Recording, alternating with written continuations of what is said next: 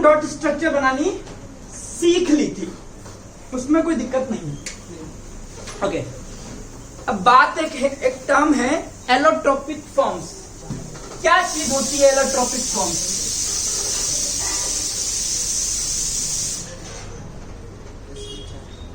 एलोट्रोफी, जब कोई एलिमेंट मतलब जैसे कार्बन, फास्फोरस, सल्फर, जैसे मैं कोई एलिमेंट हूं और मैं कई फॉर्म्स में मिलता हूं नेचर में। शाम को 6 से 9:30 के बीच में एज ए टीचर मिल रहा हूं। जल्दी कहाँ हो गई थी? ठीक है, उठा ले इसको, उड़ जाएगा, ताकत बहुत है उसमें।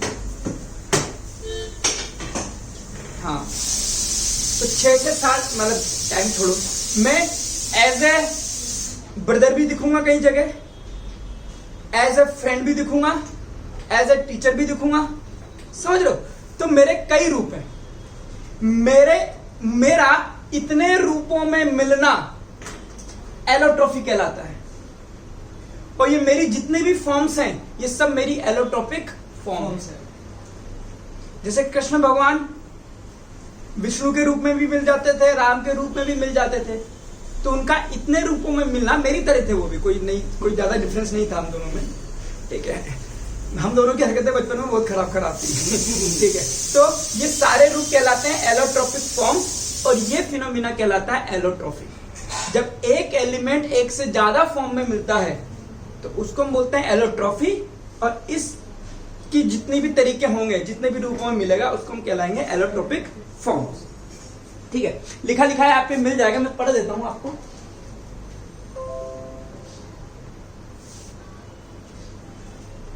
ये लो, हाँ, एलोट्रोफी नोट्स में ये लिखा है, it is the phenomena of existing of an element in different forms having different physical properties, ठीक है, बट सेम और slightly different chemical properties. Chemical property same भी हो सकती है, थोड़ा बहुत डिफरेंस भी मिल सकता है। तो हमारे पास कार्बन है, कार्बन की एलोट्रोपिक फॉर्म्स हमें पढ़नी है। कार्बन 3 फॉर्म में मिलता है, 3 एलोट्रोपिक फॉर्म्स होती हैं। एक कह सकते हो आप ग्रेफाइट, एक होती है डायमंड, स्ट्रॉन्गेस्ट होती है, हार्डेस्ट होती है, और एक होता है फुलरिन। ये 3 फॉर्म्स इसकी हैं। क्या फर्क है? चलना फुलरिन सही तो है। अच्छा, ई आता है ना, स्पेलिंग तो मुझे नए नाम की आती है, बस उसके अलावा नहीं आता। ओके, डायमंड में क्या होता है आपको पता है? कार्बन का एटॉमिक नंबर 6 होता है, आउटर मोस्ट शेल में 4 इलेक्ट्रॉन होते हैं, यानी कि कार्बन 4 बॉन्ड बना सकता है। तो ये कार्बन 4 कार्बन से जुड़ेगा, और ये वाला कार्बन फिर से 4 कार्बन से जुड़ेगा, फिर ये भी 4 कार्बन से जुड़ेगा, समझ रहे हो? तो हर कोई 4 कार्बन से जुड़ करके 3D में एक कॉम्प्लेक्स स्ट्रक्चर बना लेता है, जिसकी वजह से ये बहुत ज्यादा हार्ड हो जाता है। क्या इसमें कार्बन का कोई भी इलेक्ट्रॉन फ्री है? नहीं है। इसीलिए ये एक इंसुलेटर है, क्योंकि इसमें कोई भी कार्बन का इलेक्ट्रॉन फ्री नहीं है। अब देखिए ग्रेफाइट में क्या होता है। ग्रेफाइट में एक कार्बन 3 कार्बन से अटैच होता है, फिर ये वाला कार्बन, फिर इस तरह से, इस तरह से,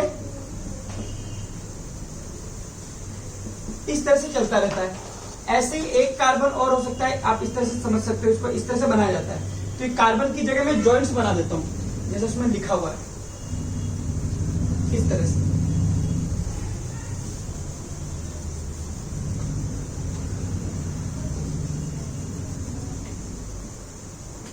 इस तरह से।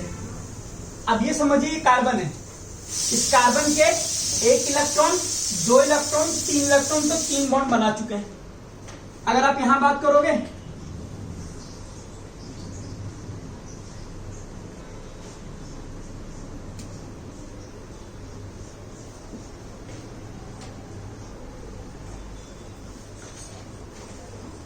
यहां भी देखो, एक कार्बन 3 से, और जो चौथा इलेक्ट्रॉन है वो इसके बीच में रहता है, एज ए डबल बॉन्ड। अब आप देखो ये इलेक्ट्रॉन फ्री है, जिसकी वजह से ये कंडक्टर रहता है।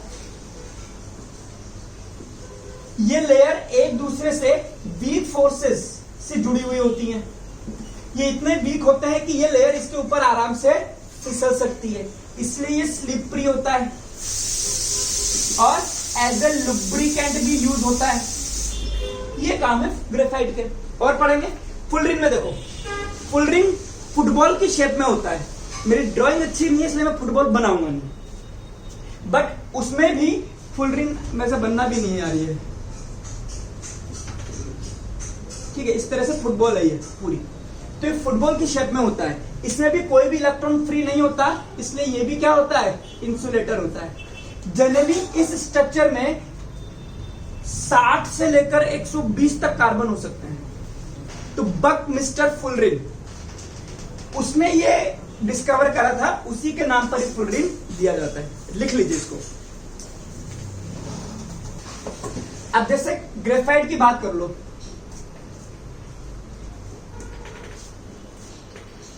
ये समझ लीजिए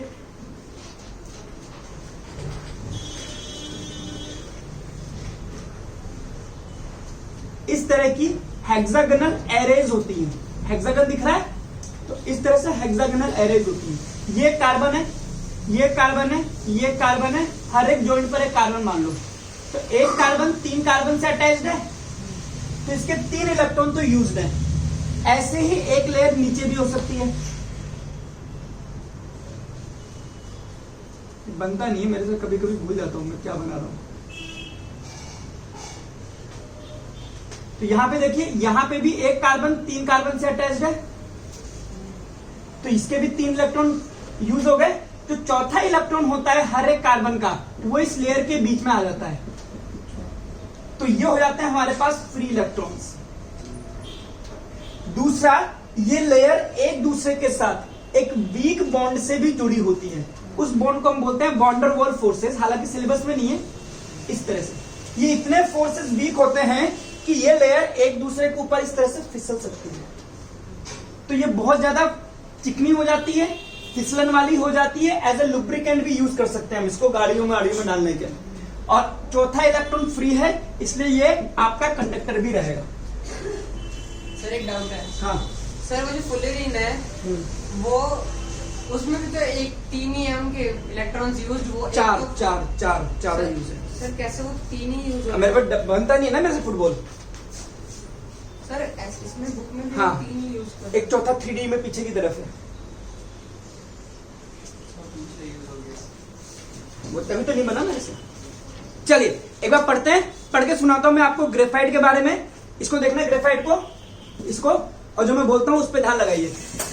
each carbon atom is bonded to 3 other carbon atoms in the same plane, एक ही प्लेन में। बिल्कुल ऐसा नहीं कि ये 3D में है, जबकि ये वाला 3D में चलता है। गिविंग हेक्सागोनल एरेज, और ये हेक्सागोनल एरेज बनाता जाता है। And fourth is a double bond, जो फोर्थ इलेक्ट्रॉन होता है इनके बीच में, ये भी अट्रैक्टेड होते हैं, जो एज अ डबल बॉन्ड होते हैं। ठीक है, चलिए। Graphite structure is formed by the hexagonal arrays being placed in layer one above the other. एक के ऊपर एक ही लेयर होती है। Graphite is smooth and slippery and conductor of electricity.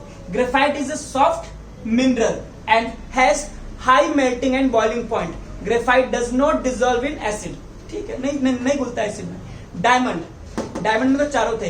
Each carbon atom is bonded to 4 other carbon atoms in 3 dimension. 3D में diamond is the hardest substance, it is an insulator, it is high melting point, high sublimation temperature. Sublimation समझते हो ना, solid से सीधे gas. तो diamond के liquid नहीं बनता, डायमंड को जब आप गर्म करते हो सीधे गैस में चेंज होता है।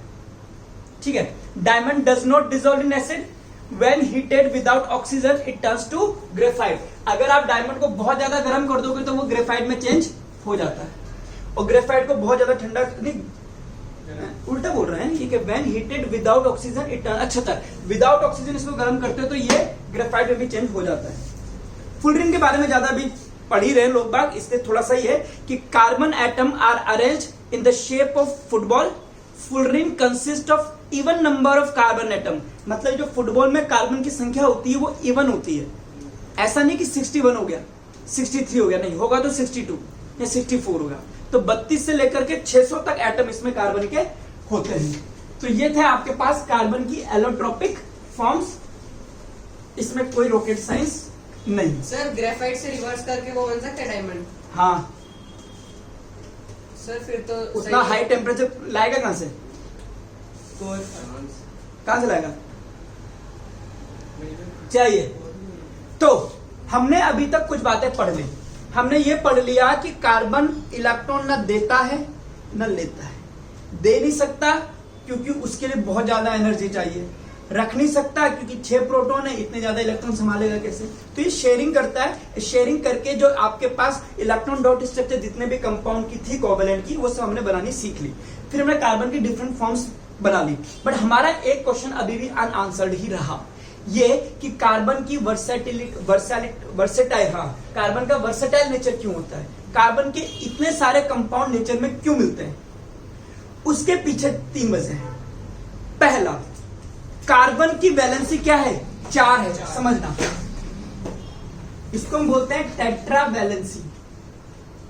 अब मैं सिर्फ एक छोटा सा एग्जांपल देता हूं कि अगर एक कार्बन है तो ये 4 हाइड्रोजन से जुड़ सकता है।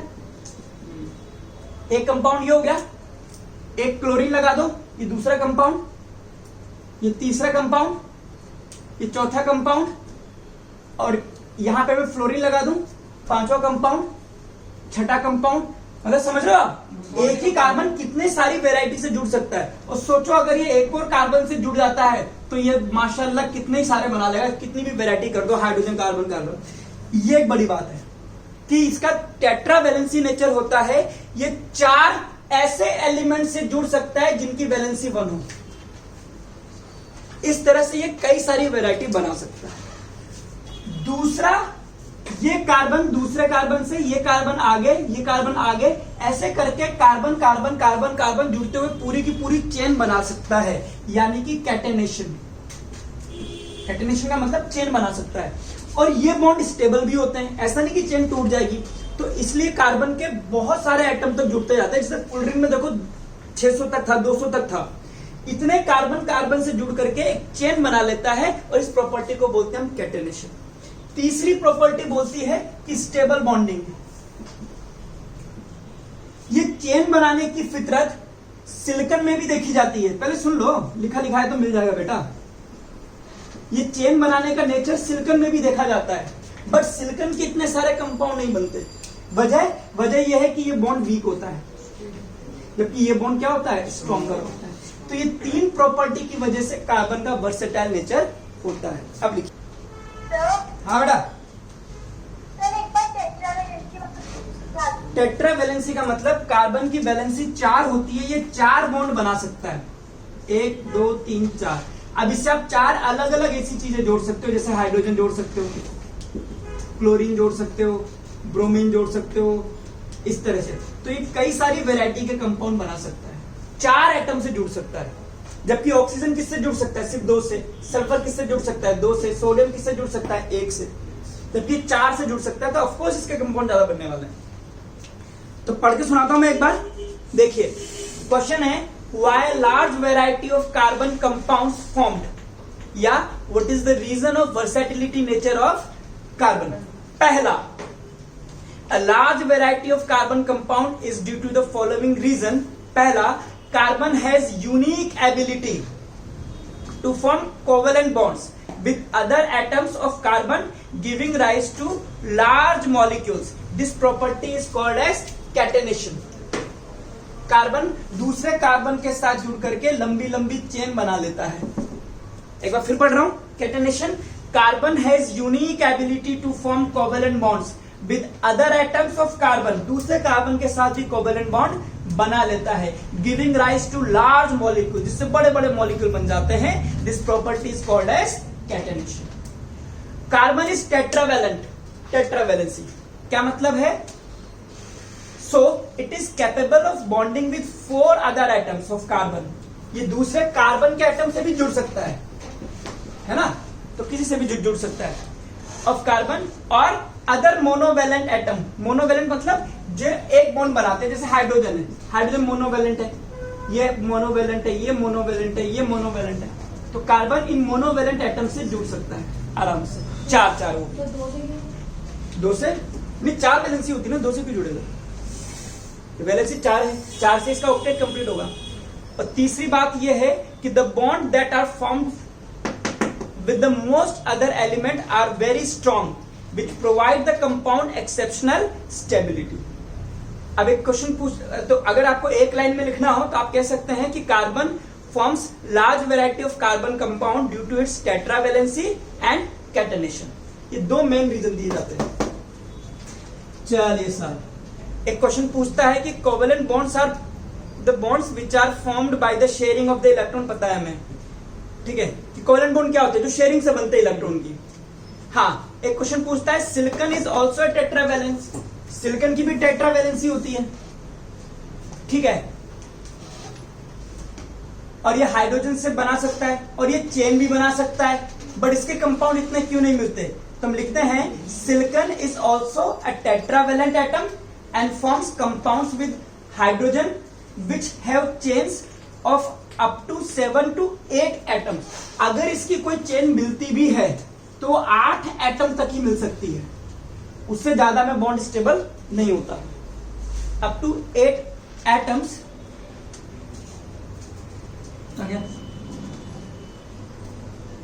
बिटवीन 2 एटम, हाँ 8 atom, but these compounds are very reactive, hence silicon does not give a large number of compounds. इसीलिए कार्बन के ज्यादा लंबे सिलिकॉन के ज्यादा कंपाउंड नहीं बनते।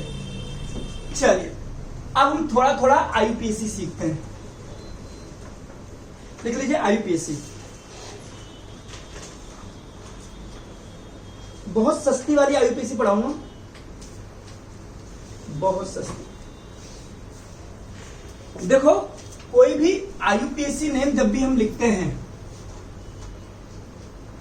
तो फॉर्मेट भी में, हाँ, तो आईयूपीएसी में अगर आपके पास एक कार्बन है तो इसको हम बोलते हैं मैथ। अगर आपके पास एक कार्बन है तो, अगर आपके पास 2 कार्बन है तो इसको हम बोलते हैं एथ, 3 कार्बन है तो बोलते हैं प्रोप, 4 कार्बन है तो बोलते हैं ब्यूट, बटनी ब्यूट, 5 कार्बन है तो बोलते हैं पेंट। लिख लीजिए हेक्स, हेप्ट, ऑक्ट, नॉन। बोल 10, 10 को बोल, 10 का डेका, 11 को, 11 का अनडेक, 12 को, 12 का नहीं पता आपको। चलिए सर 12 का क्या होता है? डोडेक। अब इतना जाता नहीं है, लिखिए इसको जल्दी, ठीक है। चलो आगे बढ़ते हैं।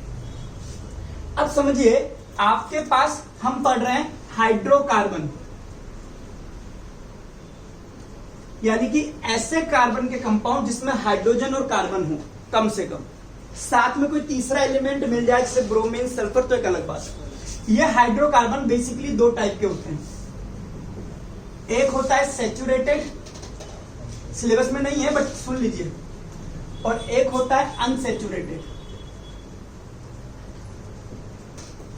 सैचुरेटेड कार्बन कंपाउंड्स को हम बोलते हैं अल्केन।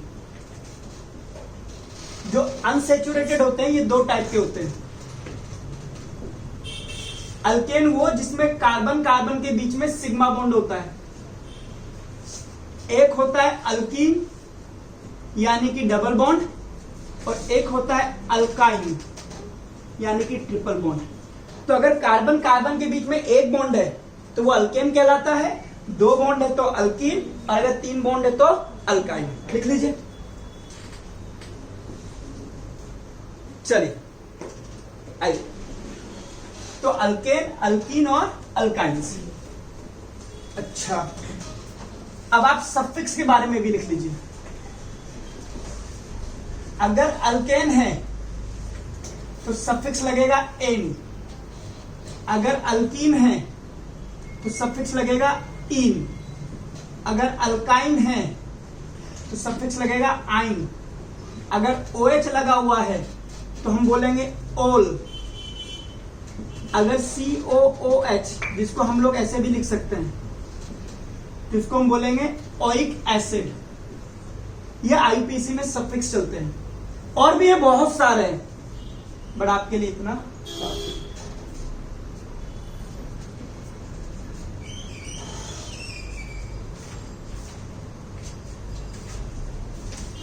ये होते हैं एसिड, कार्बोक्सिलिक एसिड बोलते हैं इसको। इसको हम बोलते हैं अल्कोहल, जिसमें ये ग्रुप होता है इसको हम बोल देंगे अल्कोहल। सही फंक्शनल ग्रुप है। हाँ, ये फंक्शनल ग्रुप है, ये कहलाते हैं फंक्शनल ग्रुप। सर फंक्शनल में तो बहुत सारे होते हैं। तो सारे लिखा दूं, मैंने बोला ना बहुत सारे, सिलेबस में है ही नहीं तो क्या फायदा लिखाने का आपको, अगले साल ही पढ़ना ढंग से। और ज्यादा इच्छा है तो फिर जब 11 को पढ़ाऊंगा तब बता दूंगा, आराम से पढ़ना, फिर उसको पूरा डिटेल में पढ़ना, सांसें भूल जाएंगे जितना पढ़ जाओगे इसको। चलिए अब मैं सिंपल सिंपल नाम लिखना सिखा देता हूं ताकि आप पढ़ना सीख जाए। ठीक है, देखिए सुनिए, हम पढ़ रहे हैं हाइड्रोकार्बन। तो सबसे पहले हम बात करते हैं एक कार्बन का। एक कार्बन तो इसकी 4 वैलेंसी कंप्लीट होनी चाहिए। अगर कुछ भी नहीं लिखा है तो चारों वैलेंसी हम हाइड्रोजन से कंप्लीट करते हैं। इसको कई बार हम ऐसे भी लिखते हैं CH4, और आपसे बोले इसका नाम लिखो, तुम बोलेंगे कि इसका नाम है, एक कार्बन है तो मैथ, क्योंकि इसमें सिंगल बॉन्ड है तो लगा देंगे एन, मीथेन। तो इसका नाम बन गया मीथेन। सिंपल। आपसे बोलता है 2 कार्बन, तो 2 कार्बन जोड़ दो, वैलेंसी कितनी है 4, एक बॉन्ड तो है, 3 बॉन्ड और बना दो इसके, किससे, हाइड्रोजन से। इसको बोलते हैं वैलेंसी कंप्लीट करना। इसमें एक था, 3 और लगा दिए, इसके साथ एक है, इसमें भी 3 लगा दिए। इसको आप कैसे लिख सकते हो, सी ऐसे भी लिख सकते हो, इस कार्बन के साथ 3 हाइड्रोजन तो CH3, इस कार्बन के साथ 3 हाइड्रोजन तो CH3। कितने कार्बन है, 2 कार्बन, 2 कार्बन को हम बोलते हैं एथ, सिंगल बॉन्ड एन, ये मिलकर के बन गया इथेन। सिमिलरली 3 कार्बन हो, इधर देखिए, इसकी वैलेंसी 1 कंप्लीट है, 3 हाइड्रोजन लगा दीजिए, 1 2 कंप्लीट है, 2 हाइड्रोजन लगा दीजिए, इसकी 1 कंप्लीट है, 3 लगा दीजिए। इसको आप लिख सकते हैं कार्बन के साथ में 1 2 3 यानी कि CH3, फिर सिंगल बॉन्ड, फिर 2 हाइड्रोजन, फिर सिंगल बॉन्ड, फिर 3 हाइड्रोजन। तो आप ऐसे भी लिख सकते हैं। इसको हम बोलेंगे, 3 कार्बन को बोलते हैं प्रोपेन, सिंगल बॉन्ड है तो एन, प्रोपेन, दोनों को मिला करके बोलेंगे प्रोपेन। ऐसे ही ब्यूटेन, हेक्सेन, हेप्टेन, ऑक्टेन ऐसे चलता रहेगा। लिखिए इसको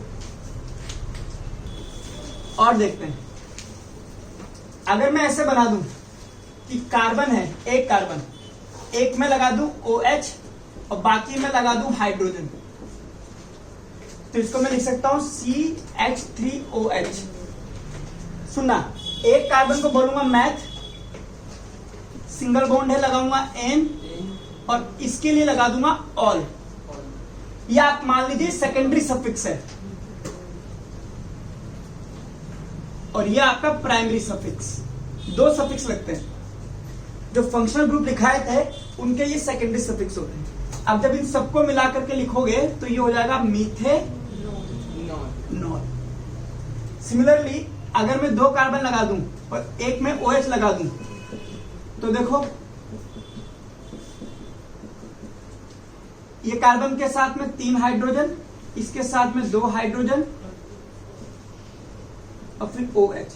अगेन 2 कार्बन है तो एथ, सिंगल बॉन्ड है तो एन, OH है तो ओल। तो ये बन गया आपके पास इथेनॉल। ऐसे ही प्रोपेनॉल, ब्यूटेनॉल, हेक्सेनॉल चलता है। लिखिए इसको भी। तो ये दोनों कैसे हैं, अल्कोहल है। नीचे वाला तो पीने के भी काम आ जाता है। ऊपर वाला पी लोगे तो अंधे हो जाओगे, मर जाओगे अलग से। देखो कितना डिफरेंस है यार, एक कार्बन का डिफरेंस है। इसको पियोगे तो अंधे हो जाओगे, मर जाओगे, बदबू आती है इसमें। इसको पियोगे तो जिंदगी मस्त हो जाती है। जिंदगी मस्त नहीं होती, नशा हो जाता है। सिर्फ एक कार्बन का डिफरेंस है। इवन क्या होता है, जहां पे ये बनाते थे ना अल्कोहल, तो क्या हुआ, हमें क्या ड्रग्स बनाने के लिए यूज होता है, ड्रग्स मतलब मेडिसिन के लिए। तो हम लोग एक फैक्ट्री से मंगवाते थे कि भाई हमें अल्कोहल की सप्लाई करी जाए, तो वहां पे प्योर अल्कोहल जाता था। अब उसमें क्या, इसके जैसे मजदूर थे, तो वो लोग सप्लाई ले जाते थे, तो ये ढक्कन खोल खोल करके पी जाते थे। आधी आधी पी के उसमें पानी डाल दिया, किसको पता किसने पिए। तो फिर फैक्ट्री वालों ने दिमाग लगाया, फिर उन्होंने इसी में थोड़ा थोड़ा मीथेनॉल भी डालना शुरू कर दिया और सबको बता दिया, और उसमें कॉपर और पिरिडिन डाल करके उसका कलर भी गंदा कर दिया कि अब पियो सालो, और लिख दिया कि इसमें मीथेनॉल मिला हुआ है। वर्कर को इतना पता था कि मीथेनॉल मिला है तो अंधे हो जाएंगे, मर जाएंगे। अब कोई पीता नहीं था उसको। फिर जब ये वहां पहुंचता था, वहां पे उससे मीथेनॉल और पिरिडिन कार्बन वाला अलग करके फिर प्योर अल्कोहल यूज करते थे। इस प्रोसेस को हम बोलते हैं denaturation of alcohol, making an alcohol unfit for drinking. ऐसे देख बचाते थे लोग, हैं मजदूर लोग, पी जाते साले कंजर। चलिए आइए, ओके, और आइए, जैसे मैं अगर एक कार्बन की वैलेंसी पूरी करूं इससे, और यहां लगा दूं हाइड्रोजन, तो आप देख रहे हैं इस कार्बन की चारों वैलेंसी पूरी है, और ये क्या है, एसिड। तो ये एक कार्बन है, तो इसको मैं बोलूंगा मैथ। यहां पे सिंगल बॉन्ड है कि सर ये डबल बॉन्ड है, इसकी बात नहीं करते। कार्बन जब एक होता है ना, तो वो एन में ही गिना जाता है। कार्बन कार्बन के बीच में डबल बॉन्ड होगा तो वो इन होगा, कार्बन कार्बन के बीच में ट्रिपल बॉन्ड होगा तो वो आइन होगा। लेकिन आप इसको इन नहीं कह सकते, है ना। तो मीथेन और पीए लगेगा ओइक एसिड, तो ये आपके पास बनता है मिथेनोइक एसिड। इसको कई लोग प्यार से फॉर्मिक एसिड भी बोलते हैं। जो चींटियां डंक मरता है ना, जो यहाँ डल जाता है, उसमें होता है, यही वाला होता है formic acid, methanoic acid. Sir ये एसिड वाला भी नहीं है ना? एसिड ही है ये। नहीं, एसिड वाला सिलेबस में नहीं है ना, इथेनोइक एसिड है नहीं, बट यार तुम जितना पढ़ा रहे हो उतना पढ़ लो। तू कभी कभी तू तो दो बातें करता साले, पढ़ा दो तो सिलेबस में नहीं पढ़ाओ तो सर ये भी तो है, ये भी तो है। सिलेबस में नहीं पढ़ा, आप लोग को इतना छोटा मोटा पता होना चाहिए कि नाम कैसे बना। अगर मैं 2 कार्बन लगा दूं और एक के साथ में OH लगा दूं, इसकी वैलेंसी 1 है, 3 हाइड्रोजन यहां लगा दिए। अब देखो, तो इसको मैं लिख सकता हूं CH3 single bond C double bond OH। कितने कार्बन है, 2 H। कार्बन कार्बन के बीच में सिंगल बॉन्ड N, COOH का ओइक एसिड, इथेनोइक एसिड। और इसको प्यार से क्या बोलते हैं, एसिटिक एसिड। एसिटिक, ये भी हमने पढ़ी है कई बार। सिरका, सिरका, सिरके में मिलता है ये, विनेगर। और समझिए, अगर मैं ये कह दूं कि डबल बॉन्ड है, तो कार्बन की 2 तो फ्री हो गए, तो 2 और कंप्लीट कर दीजिए, इसके भी 2 कंप्लीट कर दीजिए। तो इसको आप ऐसे भी बना सकते हो, CH2 double bond CH2। 2 carbon है, H, कार्बन कार्बन के बीच में डबल बॉन्ड, तो डबल बॉन्ड की वजह से यहां आएगा इन, मिला करके बोलोगे इथीन। अगर मैंने 3 कार्बन जोड़ दिया और एक में डबल बॉन्ड जोड़ दिया, ये है 1, इसके 3 हाइड्रोजन कंप्लीट कर दीजिए ताकि 4 बन जाए। ये 1 2 3, एक और जोड़ दीजिए, 1 2 और जोड़ दीजिए। इसको मैं लिखूंगा तो CH3, इसको लिखूंगा तो CH2 double bond CH2। 3 carbon है तो लिखूंगा प्रोप, 1 डबल बॉन्ड है तो इसको लिखूंगा इन, मिला करके बन गया प्रोपीन। सर देख लीजिए, एच का मतलब 2 कार्बन, आयन का मतलब दोनों के बीच में 3 बॉन्ड। अब इस कार्बन के कितने पूरे हो गए? 3। एक और लगा दो, एक इधर एक इधर लगा दो। हो गया, मेरा भी ऐसे। अगर आप इसको दूसरे तरीके से लिखना चाहें तो कार्बन ट्रिपल बॉन्ड और CH ऐसे लिखोगे, और तो कैसे लिखोगे? प्रोपाइन 3 कार्बन, आयन है तो एक ट्रिपल बॉन्ड। अब बैलेंस पूरी करो। इस कार्बन के पास कितना है? 1, तो 3 और लगा दो। इसके पास 1 2 3 4 बस एक। कंप्लीट है। 1 2 3 4, ये हो गया प्रोपाइन।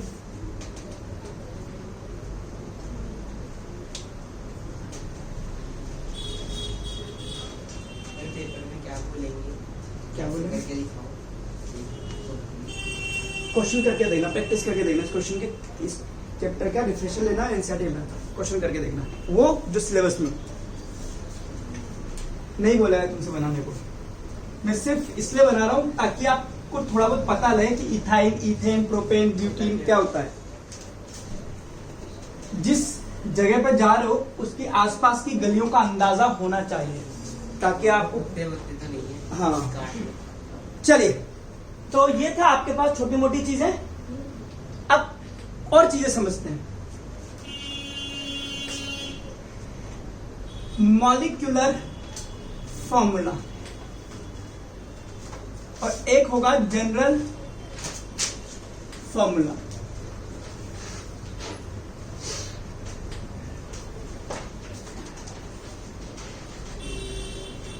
अगर मैं अल्केन की बात करता हूं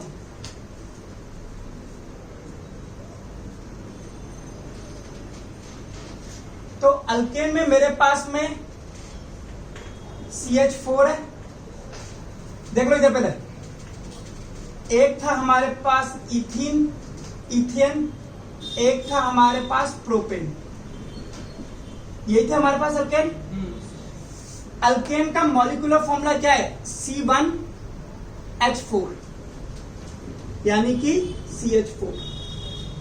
इसमें कार्बन कितनी है? 2, तो C2। हाइड्रोजन कितनी है? 6। तो ये हो गया इथेन का मॉलिक्यूलर फॉर्मूला। कितने कार्बन है? 1 2 3, 3 2 5 3 8। तो इस तरह से जो लिखते हैं इसको हम बोलते हैं molecular formula. Methane, ethane, propane. ठीक है। अब अगर मैं कार्बन की संख्या इसमें कितनी है? 1 2 3, मैंने माना n कार्बन। हाइड्रोजन कितने? 4 6 8। जब मैं कार्बन 1 मान रहा हूं तो हाइड्रोजन मेरे पास 4 है। जब कार्बन 2 मान रहा हूं तो हाइड्रोजन 6 है। जब 3 मान रहा हूं तो 8 है। अगर मैं इसको n मान रहा हूं तो इसको क्या मानूंगा? 2n + 2।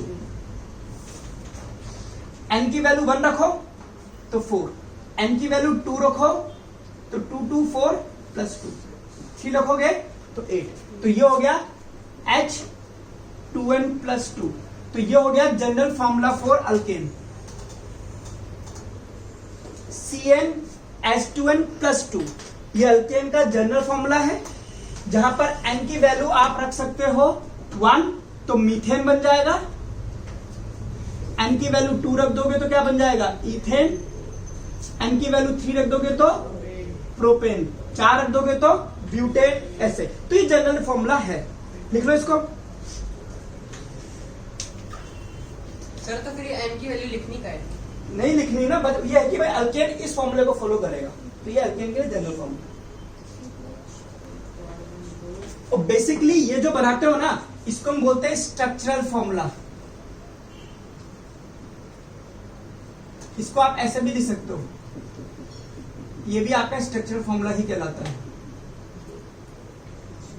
तो structural formula, molecular formula, general formula.